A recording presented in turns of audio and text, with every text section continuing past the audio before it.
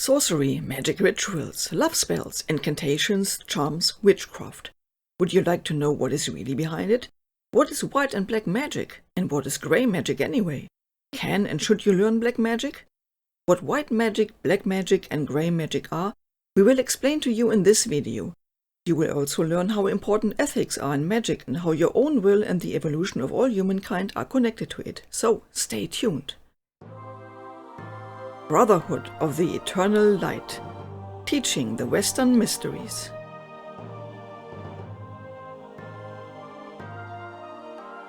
Black magic, white magic and grey magic. What is the difference?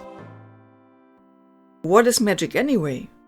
Before we turn to black, white or grey magic, we should first understand what magic is in general. Salomo Baal Shem, founder and grandmaster of the Brotherhood of the Eternal Light, defines it as follows.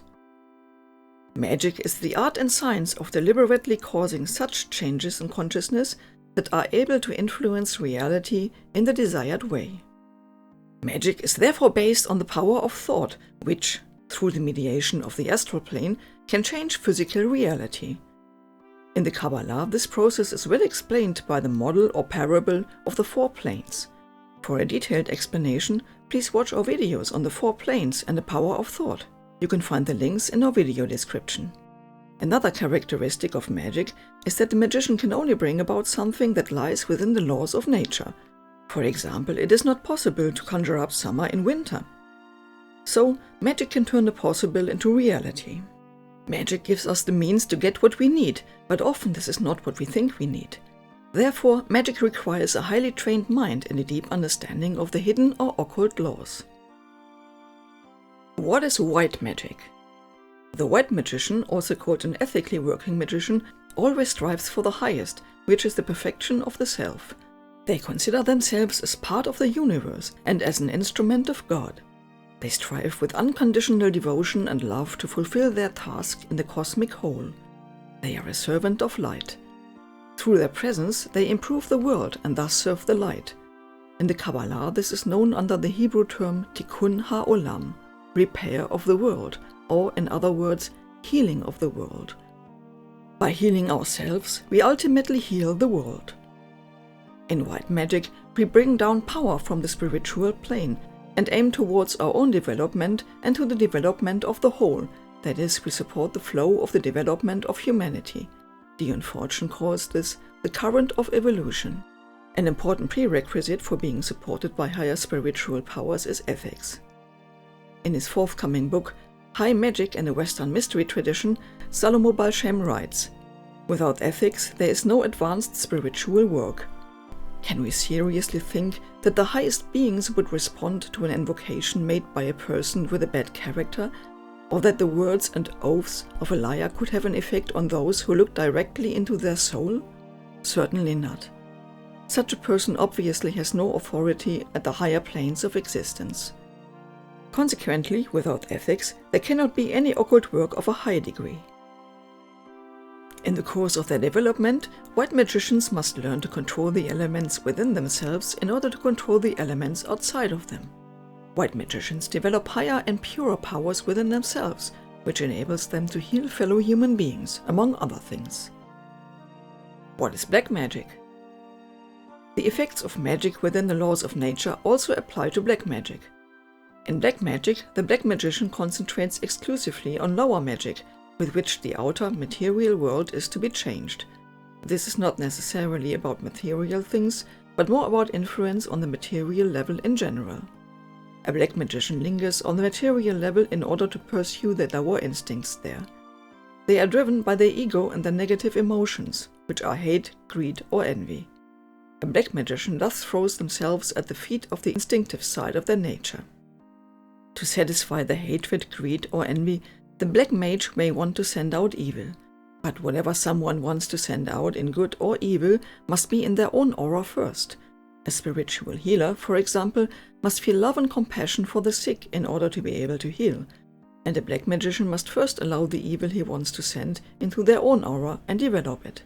Since a person always attracts what corresponds to their soul, such a person will also attract much evil for themselves. Black magic is always harmful to both the victim and the practitioner. A very experienced black magician can very probably stop and reduce the negative effects for a while. Sooner or later, however, they will have to pay the price. There's nothing worth possessing or achieving that could be obtained through black magic. How do white and black magic work? Black magic is like a big consumer-oriented manipulative department store where sparkling, glittering, and seductive goods are offered that never live up to their promises, that soon break, and that are completely overpriced because they are paid for with the black magician's own soul, so to speak. White magic, on the other hand, is like a lost property office or a swap shop where everyone gets what they were looking for, what belongs to them, or what they really need. All it costs is to give what one no longer needs as compensation. All the goods there are worth the effort, and no one is persuaded or manipulated in any way to make a useless or disadvantageous purchase. So, white magic gives everyone what they need and creates natural harmony. The honesty with oneself to recognize what one is entitled to and what we really need, not what we think we need, is the great work of a white magician. The black magician often strives for power, recognition, wealth, and glory, and tries to achieve this by breaking the will of the victim and imposing their own will. For example, a spell used to bring about a forced reunion with an ex-partner against their will, or a love spell where a person is forced to love someone else against their will. In these cases, the victim becomes a slave to the manipulator, but then the manipulator will lose interest because the victim is only an empty shell without their own character. The formerly interesting, because independent person has become boring, dependent, and even annoying for the manipulator. But there is a way out of the dilemma. Only the white magic way leads to true happiness and true love. It is possible to amplify one's own magnetic attraction without harming others.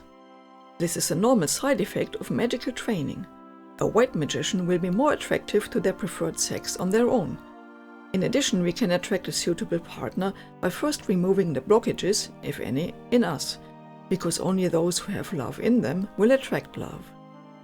The person attracted in this way will be capable of true love and will voluntarily want to live together with the magician, because this is also what he or she wants. The student of the mysteries will never want to harm anyone and holds others' freedom and will in high esteem. Black magic is based on the misunderstanding that if you win some, someone else has to lose some. Paul Watzlawick calls this idea a zero-sum game. Just as in poker every win of one person is a loss of another person. In truth, this is nonsense. If you live in harmony with the whole, everyone will always win. If someone kisses a loved one and thus delights them, then this can also be a pleasure for the kisser. Nobody has to suffer because of it. Only a too narrow-minded materialistic worldview can fool us into believing this. Even in financial matters this is true. When I buy a delicious loaf of bread from the baker's, it is a gain both for the baker and for me, because I have something to eat and he earns his living. Then what is grey magic? Many people who cannot or do not want to make a clear distinction between white and black magic use the term grey magic. This lack of distinction blurs the boundaries and can give the impression that there is something like grey magic. But we must remember that all forms of magic that are not white are black. This is always the case when the ethical principles of white magic are ignored or neglected, and even well-intentioned applications can become black magic. A typical example is healing.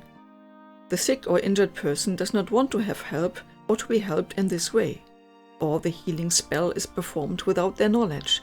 The intention may be benevolent, but the will of the person was not respected, and the decision-making power of the person was not considered.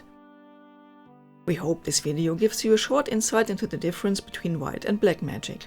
Would you also like to develop spiritually and learn to use the forces of nature positively for yourself and others? Then visit our workshops. Information about our workshops on practical Kabbalah and ritual magic can be found in the video description. Also visit our website and our free online course on magic and Kabbalah to find many resources on this topic and to exchange with like-minded people. Please let us know what other kinds of topics you want to be taken care of in our videos. And if you have the impression that you have become a victim of black magic, you will find the link in our description where you are welcome to contact us. You are also welcome to share your experiences in the comments, And of course, we are happy to receive a like from you. See you!